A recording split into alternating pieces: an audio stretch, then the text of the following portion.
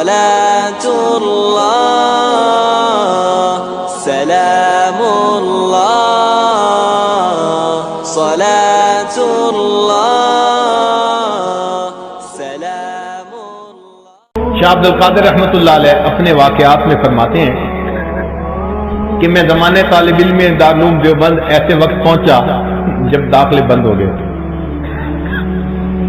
ناظم تعلیمات کے پاس گیا، حضرت مجھے داخل فرما لیجئے۔ انہوں نے کہا داخلے بند؟ میں نے کہا حضرت آنے میں دیر ہو گئی۔ ان کا بھی ہم داخلہ ہی نہیں دے سکتے۔ میں نے پوچھا حضرت وجہ کیا ہے؟ انہوں نے کہا دیکھو بھائی، دارالعلوم ابتدائی حالت میں ہے، نہ مطبخ ہے نہ کوئی طباخ ہے۔ جو کریا ہے نا بستی، اس کے لوگوں نے ایک طالب علم، دو طالب علم، تین طالب علم، مختلف طلباء کا کھانا اپنے ذمے لیا ہوا ہے۔ وہ طلباء پڑھتے یہاں ہیں اور کھانا ان کے ذمے کھاتے ہیں۔ اب پوری بستی میں ایک گھر بھی ایسا نہیں کہ جو کسی اور طالب علم کا کھانا ذمے لے، تو ہم آپ کو نہیں رکھ سکتے۔ فرماتے ہیں میں نے کہا کہ حضرت کھانا میری ذمہ داری، آپ مجھے کلاس میں بیٹھنے کی اجازت دے دیں۔ لو مجھے مشروط داخلہ مل گیا۔ اب داخلہ ملنے کے بعد میں طلباء کے ساتھ سارا دن پڑھتا، جب رات آتی تو طلباء کے ساتھ بیٹھ کے میں تکرار کرتا۔ جب طلباء سو جاتے میں اساتذہ کی اجازت کے ساتھ دارالعلوم سے باہر نکلتا۔ دیوبند بستی میں اس وقت 2 فروٹ کی دکانیں تھیں، سبزی فروٹ کی۔ میں وہاں چلا جاتا، کبھی تربوز کا چھلکے، کبھی خربوزے کے چھلکے، کبھی امرود کے چھلکے، کبھی سیب کے چھلکے۔ میں وہ چھلکے اٹھا کے لاتا، ان کو دھو کے پاک صاف کر لیتا اور ان کو بیٹھ کے کھا لیتا۔ یہ میرا 24 گھنٹے کا کھانا ہوتا۔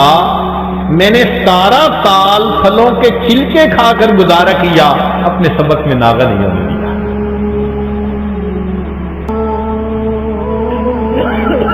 فرماتے ہیں کہ دوران سال میرے عزیز رشتے دار مجھے خط لکھتے تھے، میں ڈر کے مارے پڑھتا نہیں تھا۔ بھئی خوشی کی خبر ہوگی تو جانے کو دل کرے گا، غم کی خبر ہوگی تو طبیعت پڑھائی میں نہیں لگے گی، تو خط ہی مت پڑھو۔ میں نے مٹکا بنایا ہوا تھا، سارے خط اس مٹکے میں ڈالتا جاتا تھا۔ جب سال کے بعد امتحان دے لیتا، فارغ ہو جاتا، اس وقت میں ان خطوں کو نکالتا اور ان کو پڑھتا۔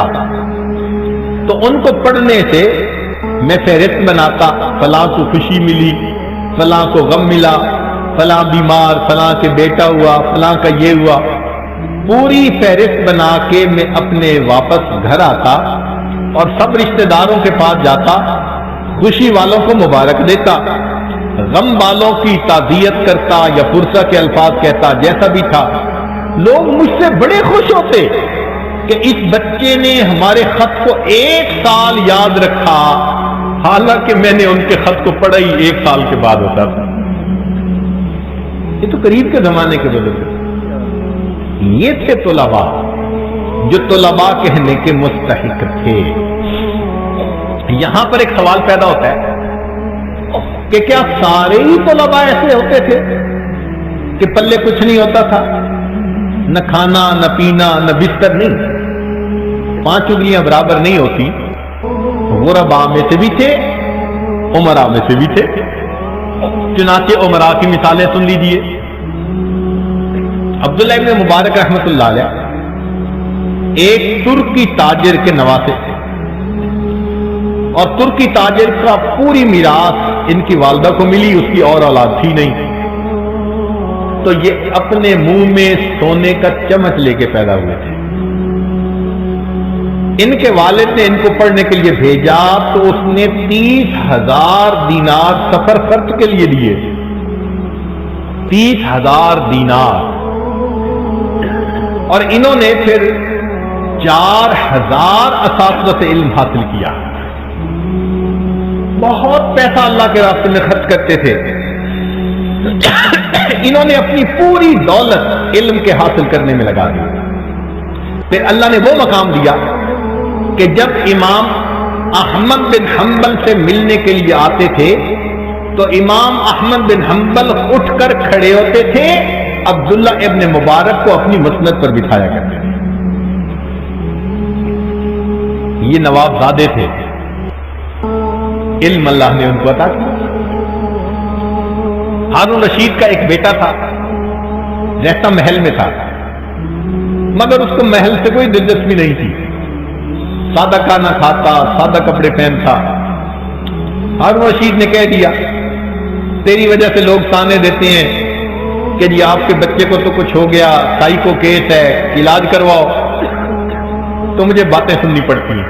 ابا جان اگر آپ کو باتیں سننی پڑتی ہیں نا تو پھر مجھے اجازت دیں، میں علم حاصل کرتا ہوں، جاتا ہوں جاتا ہوں۔ ہارون رشید نے اجازت دے دی، ماں نے اس کو جاتے ہوئے ایک انگوٹھی دے دی اور قرآن پاک میں، بیٹا تم قرآن پاک پڑھنا تو اماں کو یاد کرنا، اور اگر ضرورت پڑے کوئی تو یہ انگوٹھی قیمتی ہے، بیچ کے ضرورت پوری کر لینا۔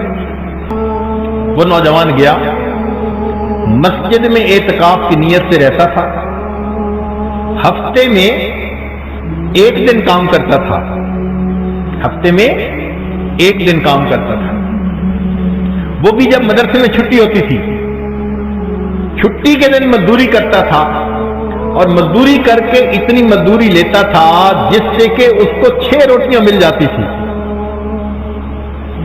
ہر روز 1 روٹی کھاتا تھا، 24 گھنٹے گزارتا تھا، اور پھر 7ویں دن پھر مزدوری کر لیتا تھا، لوگوں کے گھر بناتا۔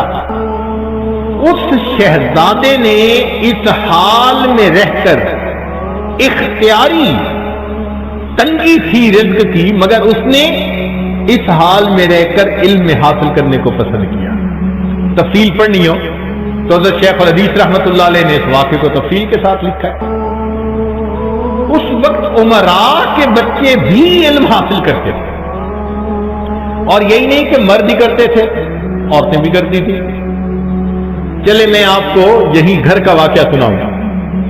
حضرت قاری محمد طیب رحمت اللہ علیہ پاکستان تشریف لائے، ہمارے حضرت رحمت اللہ علیہ سے بہت دوستانہ تھا۔ سب سے پہلی ملاقات ان کی ہمارے حضرت سے حرم میں ہوئی تھی، حرم مکہ کا۔ ہمارے حضرت رحمت اللہ علیہ کا چہرہ بڑا منور تھا، وہ اتنے خوبصورت اور پر انوار تھے کہ جو بندہ دیکھتا تھا وہ بے اختیار کہتا تھا ما ھذا بشرا ان ھذا الا ملک کریم۔ اور حضرت قاری محمد طیب رحمت اللہ علیہ کا چہرہ بھی ایسا پر انوار تھا۔